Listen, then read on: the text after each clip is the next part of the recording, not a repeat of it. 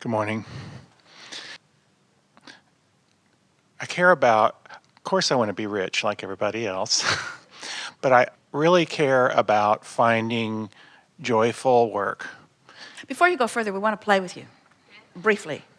I want to be rich like everybody else. Now, on the one hand, you could be saying everybody else is rich. That's a sort of nice thought, isn't it? Because everyone really is in their vortex. You ought to see what's going on. But that's not how you meant it. You meant we all want to be rich and aren't. And aren't. That's all. Continue. Did you watch the wedding yesterday? Is that what you want? No. We don't think so. No. So I want to be joyful in how I create a living, and I want to do it in a creative way that enlivens me and those that I'm working with. And I feel very challenged in doing that, and I've been reaching for that for a while, but don't seem to be there.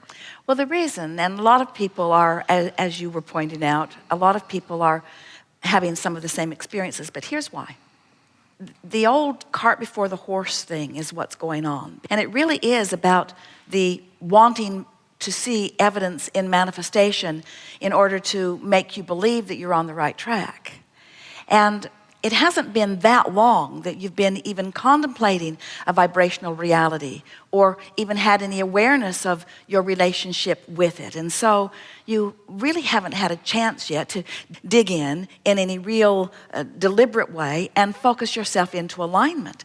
Now, we like to be playful with you. That's a nicer way of saying we're just going to tease you or mock you here because we know that everything that everyone wants, no matter what it is, a relationship or a pile of money or anything, the reason they want it is because they believe they will be happier in having it.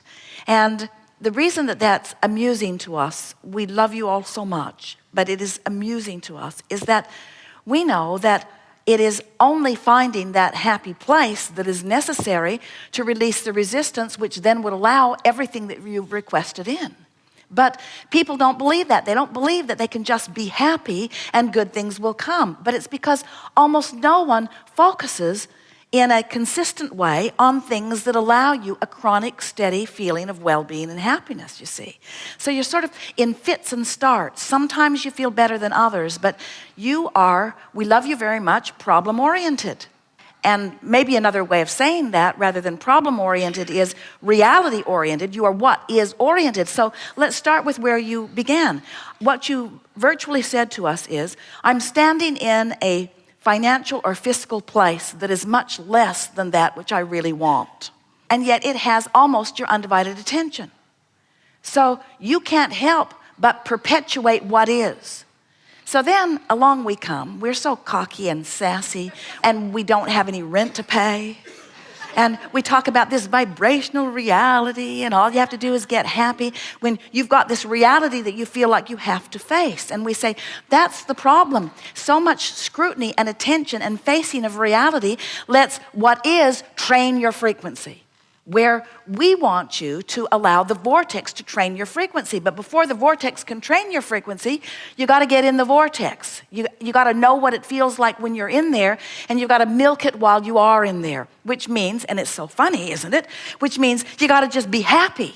You got to be happy. And if you can be happy over anything that you can discover to be happy about, and if you can sustain that happiness, now the vortex is training your frequency upward, upward, upward, and now the problems or the absence of the money is a vibrational anomaly to where you consistently are. But most people are infrequently here and frequently at a much lower vibration because you watch television. We really are not wanting you to withdraw from the world completely. But it would be nice if you could withdraw from the world every day for 15 minutes through the process of quieting your mind. And in withdrawing from the active vibration, And in that absence of resistance, when you meditate, you stop thought. When you stop thought, you stop resistant thought. When there's no resistant thought, your vibration naturally raises. So as your vibration naturally raises and you feel the sort of detachment that comes with that, eventually your frequency will gravitate more easily to that.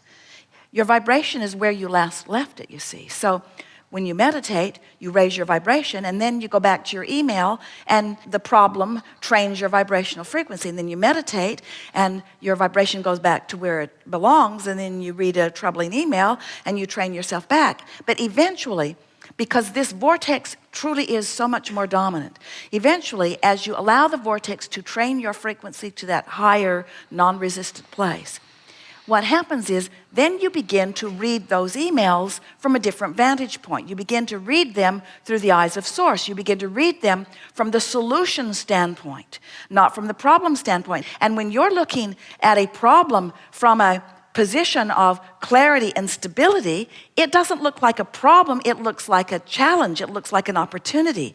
It looks like a fun reason to focus, you see. Can you grasp the idea of being without something that you want and feeling all right?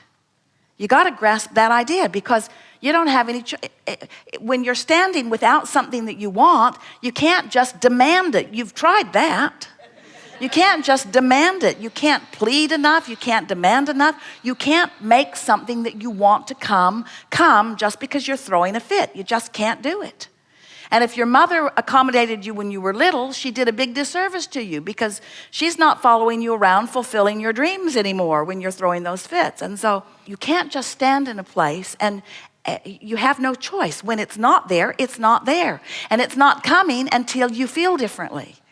And so what we want you to understand is that you've got two choices. You can be without something you want and feel horrible, or you can be without something you want and feel fine about it. And that sort of twists your brain into a knot, doesn't it? Because most people are so used to just responding to what is. Something good happens, you're happy.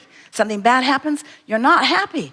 But then you're in that uncomfortable and impossible situation of controlling uncontrollable conditions.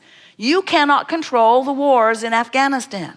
You cannot control what's going on weather-wise. You cannot control the economic climate. You cannot control what's going on globally. You can't control what's going on in your neighborhood. You can't control what's going on in your house. You cannot control what's going on with the person you live with. You can't control it, you see. But you are responding to it. So what we want you to do is to contemplate, am I responding to the world from outside the vortex or inside the vortex? Am I problem-oriented in my response, or am I solution-oriented in my response? So that's why when you say, oh, you said the best thing that anybody ever says, I just want to be happy. I want to be happy. I want to feel good. Sure, I want money, but what I really want is to be happy. You can do that now. You can do that now, because you can be without something you want and still be happy. Because you don't have to focus upon that missing thing that's making you unhappy. You can focus upon something that makes you happy. You see what we're getting at? There's always something to focus upon that makes you happy. Now, that's not easy to hear when you're not happy, because when you're not happy, it doesn't feel like there's anything in the world that would make you feel happy. But we want to say to all of you, you are at one time or another in the vortex at least once every single day. In other words, something happens because you cannot, we love you very much, you do not have the mental capacity, we love you very much, to focus consistently, we love you very much, on anything long enough, we love you very much, to hold yourself 100% of the time outside the vortex. You don't have that kind of brain power. You don't. You're fickle and frivolous, and you go where the wind blows. And we just want you to realize that the vortex takes you in, and if you would, once the vortex takes you in, if you would milk it, if you would say, oh, what's that? What is that? What's this feeling? Ooh, I think I feel good. I think I feel good, and what is it about?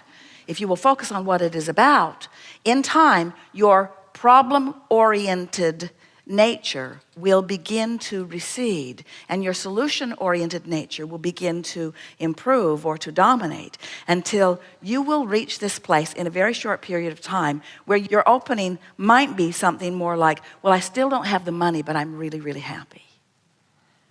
I'm really, really happy. And once you're making a statement like that, the money, the relationships, everything else that you want is on its way. It's on its way. It's percolating right now. It's already a vibrational reality. And in your happiness, this is the thing we want you to hear. In your happiness, in your more consistent happiness, in your occasional to more often to consistently, chronically happiness, you have the in the vortex sight. We are happy that you began this way with your desire to be happy. And we are happy to announce to you that you can be happy now, regardless of what's manifesting.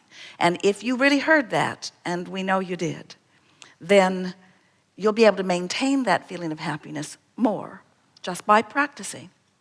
No need to change external circumstances or look to better Oh, external circumstances. we'll give it to you in even a stronger way. No need to, not possible to. Okay. Haven't you noticed that when you try to change the external circumstances, it's different faces in different places, but it's the same thing. Yeah. It's the same thing because your vibrational frequency didn't shift. So when you make effort from outside the vortex, all it does is practice that vibration more and bring you more of that. Now, the good news in that is that more of what you don't want puts more in your vortex. But friends, your vortexes have enough in them to keep you happy for 20 or 30 lifetimes. Yeah, mine's got to be really big by now. It's time to cash in on the vortex. It's there for you, you see. Helpful? Thank you. Now what? We're pleased with that conversation that we just had. It was a vibrationally moving experience, wasn't it? Aren't you clearer about everything now? Do you feel more determined to feel good? Yes. And in that greater determination to feel good, does that mean you feel more determined to focus?